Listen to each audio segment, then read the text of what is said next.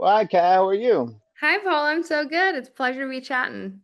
Yeah, absolutely. Well, we're so excited to talk to you about this one because this one, man, it goes into so many different directions that we just did not expect. And so when you see a film like this come along, you have to do it, right?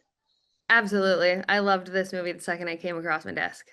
hmm And what was it about the script that just really pulled you? Because I know as an audience, what gets us, but I just think it was yeah. masterfully sensitive writing. There are so many Mm, nuanced elements in the film that you wouldn't imagine somebody could write in a way that is sensitive to all of them and also feels true and grounded for all of the characters. And I was so moved by it and believed all of the characters who were written and loved that it was this strange weave of a plot that ended exactly where it needed to. I don't know. I just love the journey of the story and how real these people felt to me. Yeah, and how do you tell? What do you tell your friends and family about this one? Because there's a certain little bit that you can say to describe the film, but then you don't want to give away too much because the journey is what's kind of special about it, right? Totally. I mean, for me personally, what I actually tell my friends and family is that I want them to see it more than anything because I've never gotten to play such a grounded, real character that's so similar to me as a real human. So the people who really know me really see me in the performance of Claire, which is not something I can say about a lot of the other work that I've done in more character acting. But for people that I don't know, it's also kind of fun that there's the hook of it being sci-fi because it's like, yeah, go watch a sci-fi movie. Mhm. And then you get sort of the surprise, the one-two punch of it really getting you like in the heart on the ground. Yeah, absolutely. Well, and you do so much cool stuff, and we got to talk about the music here in a second. But people look up to what you do, see, I'd love to do that, but you make it look all look so easy. So, what kind of advice do you give to people that want to follow in your footsteps and do everything? Oh man, if you want to be an artist of any kind, you just have to trust your own voice and what moves you. I mean, I think the thing that drew me to playing Claire is that she has such a formative experience as a young person that she then like dedicates her life to pursuing. And I really relate to that. I started when I was 3 years old dancing ballet, and I've like been on the journey of being a concert dancer up until it turned into being an actor and then turned into being a musician. And I've just like trusted the seed of that desire to tell a story and that first inspiration from something that is like theatrical. Like I saw a VHS of the Bolshoi Ballet doing Sleeping Beauty when I was 3 years old. And apparently it was the first time I stopped crying as a toddler. So Mm, that is still like the seed inside of everything that I pursue now. It's just like the desire to tell a story that makes people feel something, where we like genuinely connect at the end of the story and feel like closer as humans to each other's experience. So yeah, if you're a person who wants to be an artist, just figure out what that life force is in you and like don't let anybody compromise it. that's beautifully said. My co-host is Drew Pearson, one of our great Dallas Cowboys. He caught the Hail Mary, went in the Hall of Fame, and so we love to talk about that Hail Mary moment in your life. That moment where you just kind of had to go for it and it worked out for you. What do you suppose that was for you? Oh man, I don't know. Maybe it was me when I was 3 years old. Maybe it was Yeah. me when I told somebody in a Broadway audition that I could sing and I was totally lying.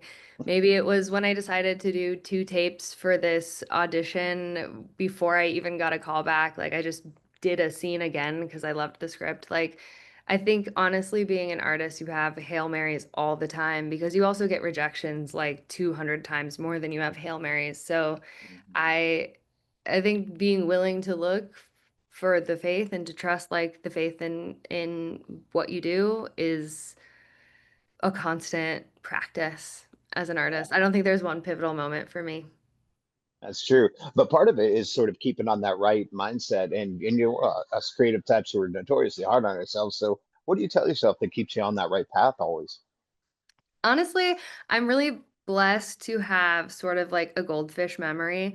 Yeah. I think the thing that has kept me on the path is the fact that I forget the things I lose. Like I really let go of things that I don't win. I think that it can only hurt you to repeat and replay things that you thought you should have had. Like a faith that there is something else and that artists say it all the time, but what is meant for you will come for you. It sounds so cheesy, but it's true. Like this is the role I was supposed to play as my first leading role. And you just have to trust the time and stay curious about life so that you are agile enough to try when the time comes. I love that. So let's talk about your music. I love seeing the videos. I love seeing the new music pop up. What are we going to hear from you next? Oh my God. Well, I just released a single this last week. It's Yeah. called Dancer. I've had Hmm. two singles come out that are a part of the EP Glassjaw, which is all sort of in the metaphor of a boxer. I've never actually boxed in my life, but I think that the illusion between dancing and fighting is sort of the cornerstone of this whole EP.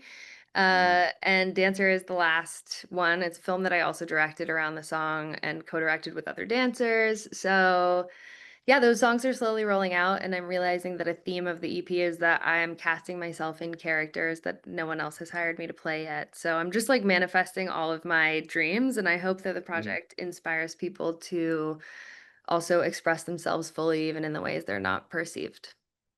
I love that. And hopefully we'll get some live performances from you, maybe in the great state of Texas.